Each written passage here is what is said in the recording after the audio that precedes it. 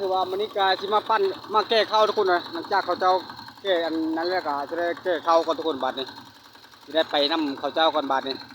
ถือว่าบรรยากาศแก้ข้าวทุกคนเลยปั้นแล้วก็แก้ทุกคนประมาณนี้ถือว่าภาพสั้นกับขอโทษขออภัยทุกคนเลยบ่หลายอย่างทุกคนไปพบยี่อยู่เดี๋ยวนี้ไปพบพ่ออยู่ที่เราทุกคนเลย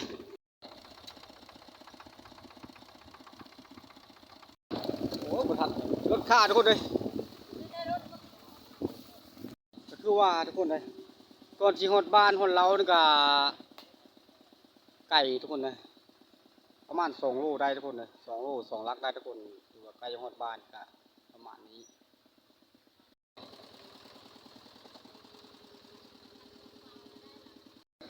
อยู่รถกับรถฮบเดทุกคนเลยแต่ยังไข่แต่นั้นไข่แต่มีทางทุกคนเลยมีทางเวียนประมาณนี้ทุกคนเลยรถกับรถข้อนี้ละทุกคนเลย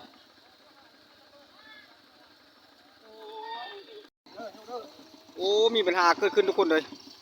เอาเฮตามทางทุกคนเลยโอ้น่าเสียดายทุกคนเลยประมาณนี้อันนี้ทุกคนเลยอุปสรรคทุกคนเลยเสียดายเข้าทุกคนนี่2 คันทุกคนเลยทุกสิ่งทุกอย่างทุกคนเลยเอาเอ๊กะหลังจากแล้วไปประทุนหน่อยย่างโต้เดินโต้มันนี่ละแต่พบเดี๋ยวที่เราคือเก้าที่มีอย่างทำทางกะทุกคนเลยบรรยากาศตามทางประมาณนี้ทุกคนเลยลำบากเลยทุกคนเลยอันตรายพลาดโอ้อันตรายทุกคนนะข้าก็ไม่มีอย่างไรดอกดูตัวลุงหอมทุกคนเลยไม่ธรรมดาประมาณนี้ทุกคนเลยโอ้แกงหกไก่ทุกคนเอ้ยทางกับประมาณนี้ทุกคนเลย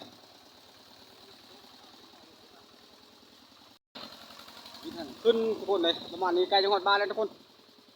โอ้เมื่อยทุกคนเลยอุปสรรคชีวิตทำให้ทำนาเนี่ยครับขาดงานเกมมาทุกคน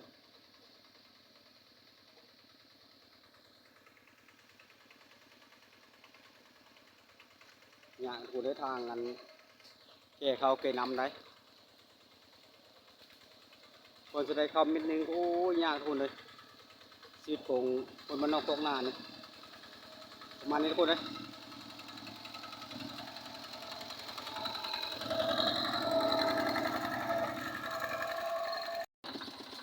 ถือว่าฮอดบ้านนี้ทุกคนเลย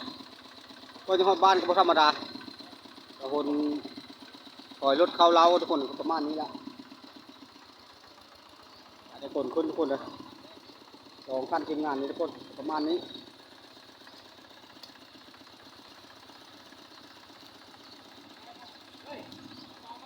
แต่ธรรมดาทุกคนเอ้ยคนจะได้เข้าคือว่าละ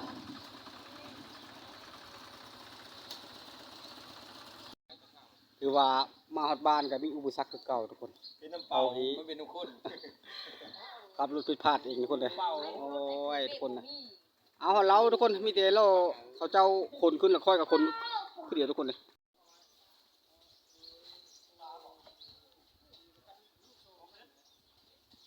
ประมาณนี้ทุกคนเลย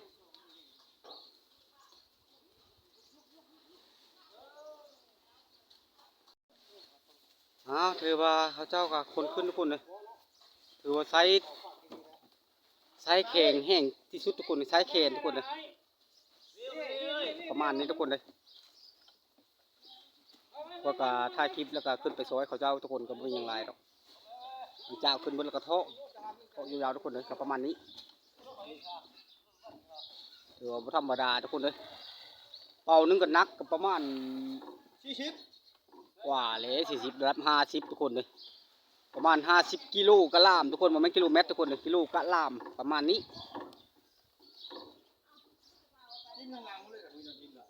ถือใช้ความแข็งแกร่งทุกคนเลยความทนทานก็จะเป็นทุกคนว่าง่ายซะเกิดมาทั้งศาสตร์คนบ้านนอกนี่การได้ใช้วิธีนี้แหละเป็นหลัก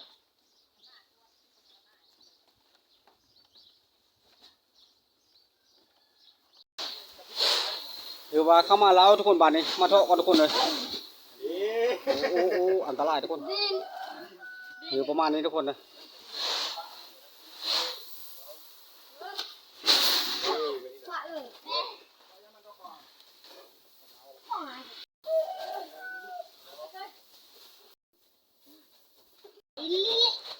หัวไหลยังหันค่อยคนค่อยก็จะได้เท่ากันบาทนี่ตัวเวลูก็ถ่ายลายกับมันก็สิติมทุกคนเลย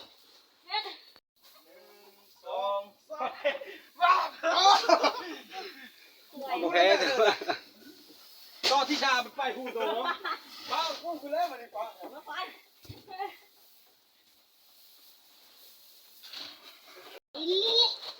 หัวไหลยังหันค่อยคนค่อยก็จะได้เท่ากันบาทนี่ตัวเวลูก็ถ่ายลายกับมันก็สิติมทุกคนเลยถือว่าคนเข้าคนน้ำแล้วก็มากินข้าวคนเลยประมาณนี้เขาเซาทุกคนเขาเซาจะเป็นช่วงง่ายแต่เข้าไม่ทันแล้วแต่ว่าคลิปก็คือค่อยว่าทุกคนประมาณนี้ง่ายเลยข้าวง่ายกองทัพต้องเดินด้วยท้องเขาก็ข้าวเลยต้มปลานิ่นทุกคนกับเขาเดี๋ยวนี้ทุกคนประมาณนี้ละถือว่าโอเคใช้ได้เชฟทุกคนเชฟกับผู้มักทักกับผู้กินทุกคนกับประมาณนี้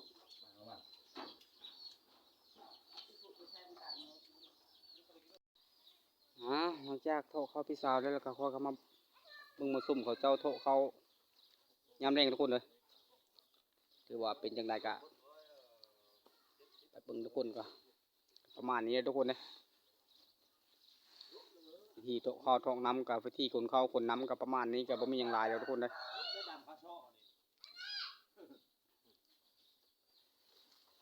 ถือว่าได้หลายเติมทุกคนเลย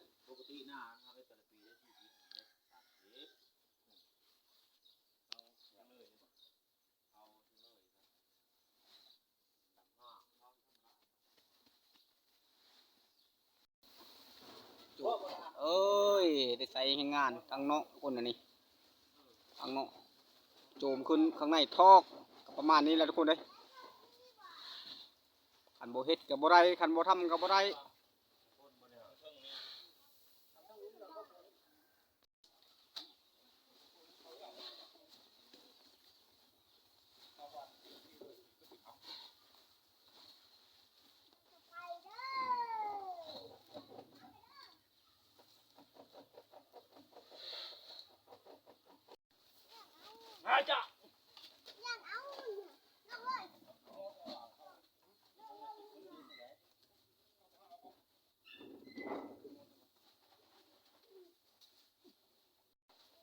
ถือว่าบรรยากาศอันอยู่ใน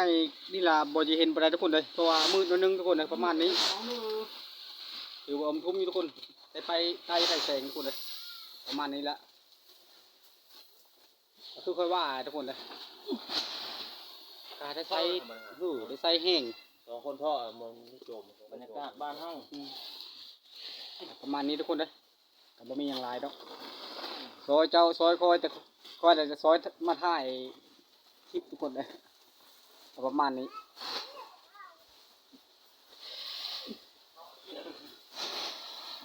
สู้ทุกคนเอ้ยอันนี้สู้กับอะไรลูกของไอ้เศร้าหน้าได้เข้าหลายคือค่อยว่าละมีความสุขทุกคนเลยกันบ่ได้เข้าก็คือว่าละความสุขกับบ่มีเลยบ่ได้ซื้อว่าไงซะ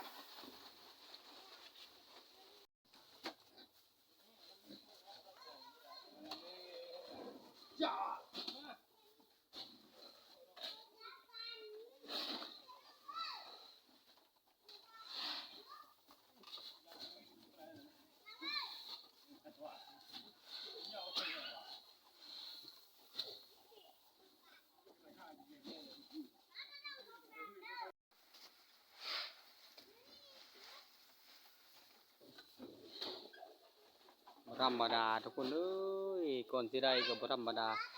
ได้สู้ได้ซนนักเอาเบาก็สู้ต้องได้สู้เท่านั้นทุกคนเลยเป็นคนบ้านนอกโคกนานี่เป็นคนเศร้าให้เศร้าหน้านี่สู้อย่างเดียว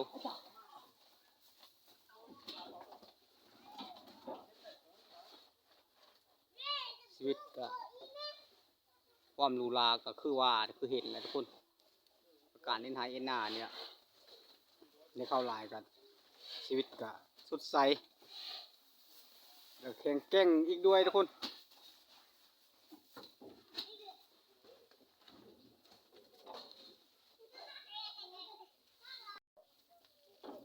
ยังเหลือเป่าสุดท้ายทุกคนเลยยังเหลือกระสอบสุดท้าย อันไม่คือเป็นน้ำเขาเขาคงช้าหรือว่าแรงคงช้าไหนสี่เก้าเลย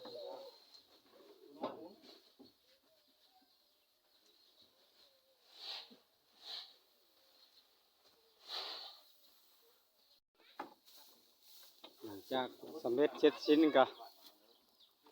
ออกทุกคนเลยออกมาเช้ามื้อประมาณนี้ละ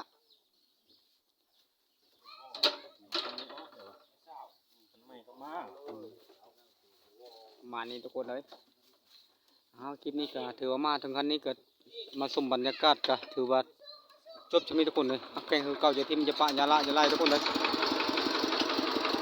ขอขอบคุณทุกคนทุกคนที่ติดตามชมบอกปะบอกละเจอกันคลิปหน้าทุกคนสำหรับคลิปนี้จบเท่านี้